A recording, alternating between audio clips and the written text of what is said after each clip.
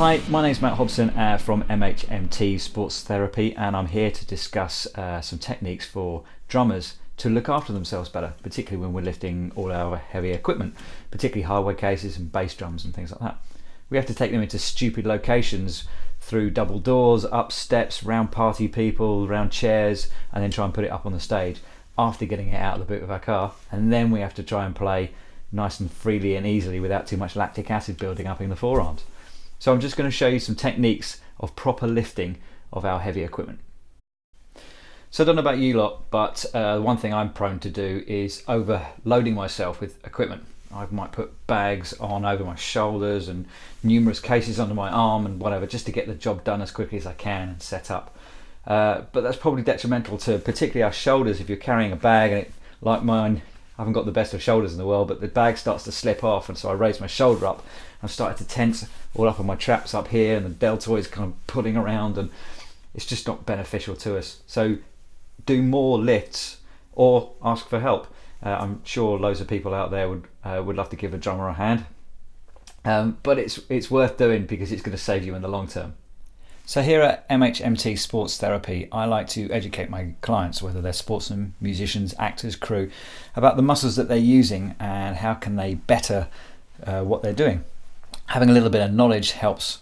So drummers, we want to be able to lift our heavy equipment with the biggest muscles that we can use, so the smaller muscles don't get fatigued or injured, and likewise we can lift correctly with those big muscles. So the big muscles that we're going to be using to lift this big heavy case off the floor is going to be something like our glutes, our hamstrings, our quadriceps, our big back muscles, trapezius, latissimus, deltoids and things like that.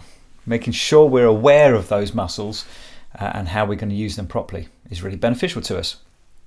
One muscle that gets missed out quite a lot when we're lifting heavily is the abdominals.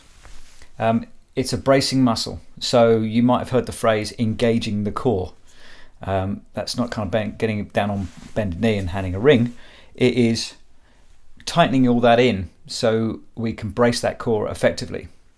Also something like the pelvic floor muscles. So if you don't know what they are, imagine you want to pee, but you can't pee, so you've got to hold it all in.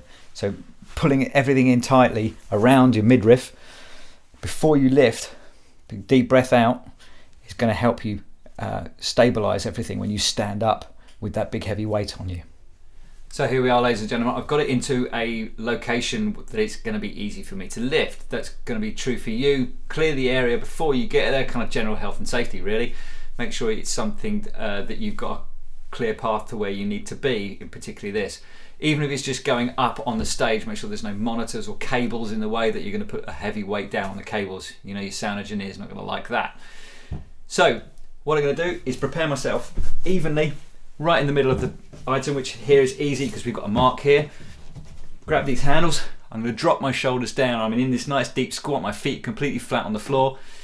I've got an S-shaped spine. For that, what I mean is a kind of the neutral spine. Nice and low. Down into this, brace my core, pull my pelvic floor in, big deep breath out, and then squeeze up. Easy, all right?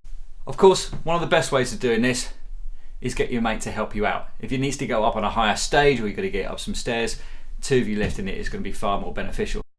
Here I've got my smaller hardware case. This is for my smaller kit, substantially lighter, but I'm not going to treat it any differently. The lift is going to be slightly different though.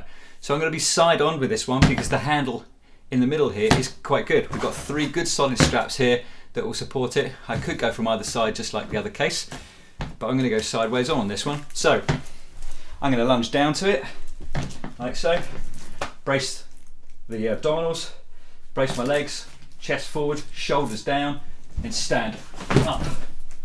And now what I'm using is the obliques on the side here to keep you stable, keeping this nice and braced. This won't last long because this arm is going to get tired quickly, but I'm making sure that my shoulders are down, they're back, they're down, and the chest is pointing forwards just to help me out. Okay, if I start raising up here, I'm going to get really bad damage in my shoulder and you'll be phoning me up for a massage. Most of the time with these big ones, they have wheels on the back end of them. which is really handy for us as we're not quite lifting that weight.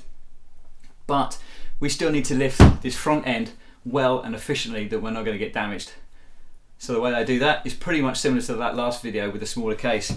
I come to one side, prepare myself in a lunge, brace the core, shoulders back, chest looking forward, head forward, stand up, and then get in front of it, and I can either use two hands here to drag forward, or what I tend to do, because I might need to open a door, is I brace my wrist just to support it whilst I initially pull, and then when it gets to a door I can just push the door open with that spare hand and then put it back like so. Above all, ladies and gentlemen, look after yourselves. Really prepare the body well for doing all the massive lifting that you've got to do. It's longevity that we're looking for here. I meet guys, older generations, that got lower back issues from sitting badly and shoulder issues from playing setups in weird ways. But the lifting, the shifting is by far and away the worst bit of what we have to do. So we can look after our bodies, get out at the end of the night when we're tired and fatigued after the gig, and do it well and not hurt ourselves. We'll be playing for many years to come. If you do have injuries and you think I might be able to help you, MHMT contact me on there. You can find my email addresses and such, and there's also my Facebook site on there. Thanks for listening.